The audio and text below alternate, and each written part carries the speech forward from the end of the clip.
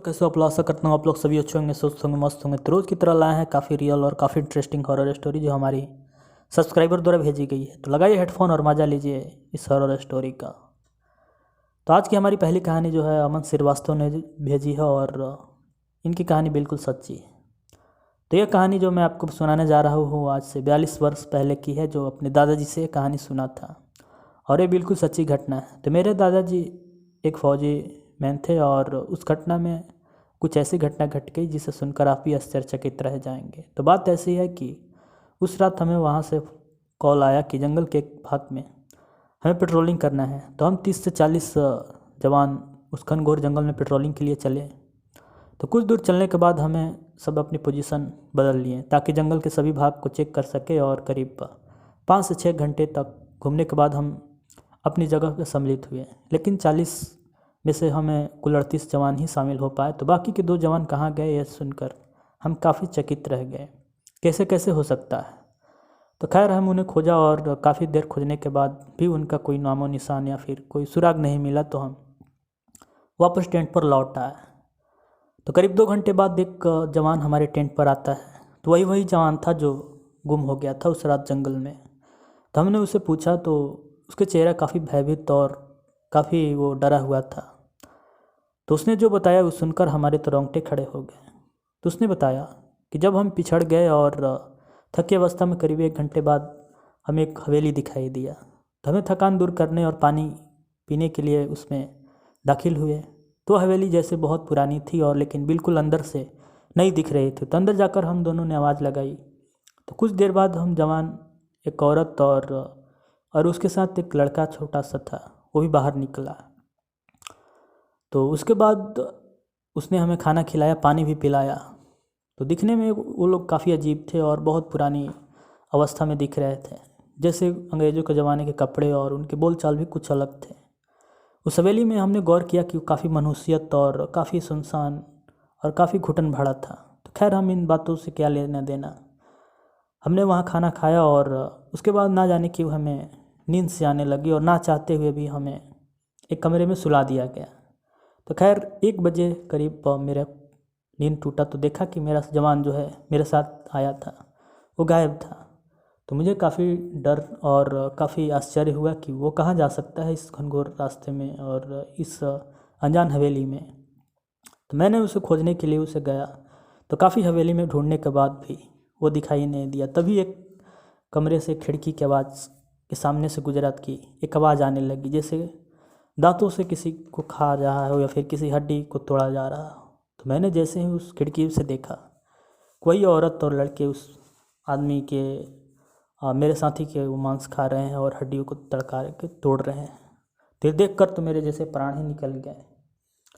तो उसके बाद मैंने बिना कुछ आवाज़ किए महल के और भी हिस्सों को तलाशा। तो काफ़ी मात्रा में कंकाल और कई प्रकार के जानवर की हड्डियाँ भी दिखाई दी है। मुझे काफ़ी आश्चर्य हुआ कि ये कौन लोग हैं और ये क्या कर रहे हैं। तो मेरा बिना देर किए ये बातों को पहुंचाने के लिए मैं आप लोगों से ये बता रहा हूँ। तो इसके बाद उसके बातों को सुनने के लिए और उस फौजी की तलाश में हम वहाँ पहुँचे। तो हमने बहुत ढूंढा और जंगल के चप्पा चप्पा को छान मारा, लेकिन ये अजीब सी बात थी कि वो हवेली हमें दिखाई ही नहीं दी और ना ही उस जवान का कोई पता चल पाया। तो काफ़ी खोज जिन दिन के बाद जो वहाँ के आसपास के लोगों से भी पूछताछ की, तो वहाँ के कुछ लोगों का कहना था कि कभी कभी ना जाने क्यों वो दिखाई देती है और जो वहाँ गया वो कभी लौट कर नहीं आया, क्योंकि उसमें से जो औरत है वो एक क्षणी है और उन लोगों का कहना था। तो हमने ये सब बात अपने बड़े अधिकारियों को बताया और उसके बाद अगले पेट्रोलिंग की तैयारी करने लगे। और उसके बाद हमें कुछ नहीं बताया गया कि आगे क्या हुआ। तो खैर हमारी पहली कहानी यहीं पर समाप्त होती है। तो चलिए चलते अपनी दूसरी कहानी पर। आज की हमारी दूसरी कहानी है राज यादव ने भेजी है और ये राजस्थान के रहने वाले हैं। तो चलिए चलते हैं उनकी कहानी। तो आज मैं आपको एक ऐसी कहानी बताने जा रहा हूँ जो मेरे साथ घटा था और यह बिल्कुल सच्ची घटना है।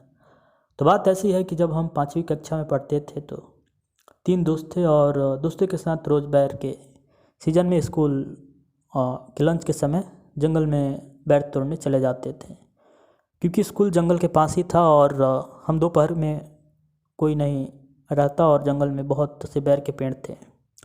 तो काफ़ी बड़े और मीठे बैर के पेड़ थे। और तो एक दिन रोज़ की तरह बैर तोड़ने चल दिए। तो कुछ देर अभी बैर तोड़ ही रहे थे कि पास की एक झाड़ी से आवाज़ आई, चले जाओ और यहाँ से। तो हम काफ़ी डर गए और यह एक औरत की आवाज़ थी। तो हमने सोचा कि इस सुनसान जंगल में वह भी दोपहर के समय और कौन हो सकता। तो फिर हमने उसे नज़रअंदाज किया और फिर तोड़ने लगे। तभी कुछ देर बाद एक और आवाज़ आई। तो उसमें आवाज़ आई कि तुम कभी अब नहीं बच पाओगे। और तभी हमने गुर्राने की आवाज़ आई और एक अलग से ही आवाज़ चिल्लाने की भी आई। और एक बूढ़ी औरत सफ़ेद साड़ी में वहाँ एकदम से आ गई। और यह देखकर तुरंत बिना सोचे हमने भागने लगे। तो मैं दुर्भाग्यवश काफ़ी पिछड़ गया और मैं एक स्थान पर दौड़ते दौड़ते गिर भी गया। तो जब मैंने पीछे देखा तो औरत के पैर के बल जैसे कोई जानवर चलता है वैसे ही वो पीछे आ रही थी और चिल्लाती और गुर्राती हुई। तो फिर ना जाने वो देखते देखते कहाँ गायब हो गई और एक हवा का झोंका मुझे छूकर मानो वो गायब हो गया। तो इसके बाद मुझे सिहरन से पैदा हो गई। और खैर उस दिन तो बच गया और बच कर आ गए। और हमने यह बात किसी को भी नहीं बताया और ना ही अपने घर पर। तो उस सुबह ही मुझे बुखार आ गया और उल्टी होने लगी। तो मैं अजीब सी बर्ताव करने लगा और कुछ बड़बड़ाने लगा। वह औरत मुझे मानो अब नहीं छोड़ेगी। तो माँ ने एक पंडित जी को बुलाया और मुझे दिखाया। तो वो बोले कि इसके पीछे एक बुरी आत्मा है और जिसे बचाने की क्षमता मेरे पास नहीं है। मैं यह नहीं कर सकता और मेरी बस की बात नहीं है। तो इससे नकार दिया और इससे काफ़ी नाखुश भी है उन्होंने बताया और इसे अपने साथ ले जाना चाहती है। तो कभी उनसे मैंने काफ़ी अनुरोध किया है मेरी माँ ने और पैर पड़े। तो उन्होंने एक और विद्वान पंडित जी को यहाँ से 120 किलोमीटर दूरी पर है और वही कुछ कर सकते हैं उन्होंने बताया।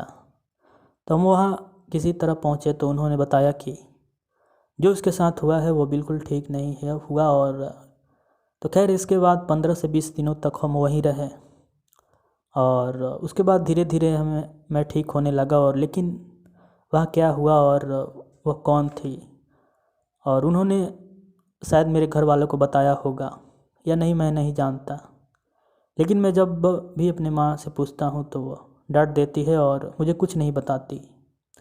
लेकिन कभी तो जानकर ही रहूँगा और आपको भी बातें हमारे साथ वहाँ क्या हुआ था और वह कौन थी ज़रूर बताऊँगा कि वो कौन थी और क्या कर रही थी वहाँ और मुझे क्यों ले जाने के आई थी। तो खैर हमारी ये कहानी भी यहीं समाप्त होती है और आशा करता हूँ आपको ये दोनों कहानी अच्छी लगी होगी। तो इसी तरह के मनोरंजन और काफ़ी इंटरेस्टिंग स्टोरी सुनने के लिए हमारे चैनल को सब्सक्राइब कर सकते हैं। आप नए हैं तो और लाइक कर सकते हैं और कमेंट बॉक्स में बता सकते हैं आपको यह कहानी कैसी लगती है। तो मिलते हैं जल्द इसी प्रकार के इंटरेस्टिंग और मनोरंजन कहानी के साथ। तब तक बाय एंड टेक केयर।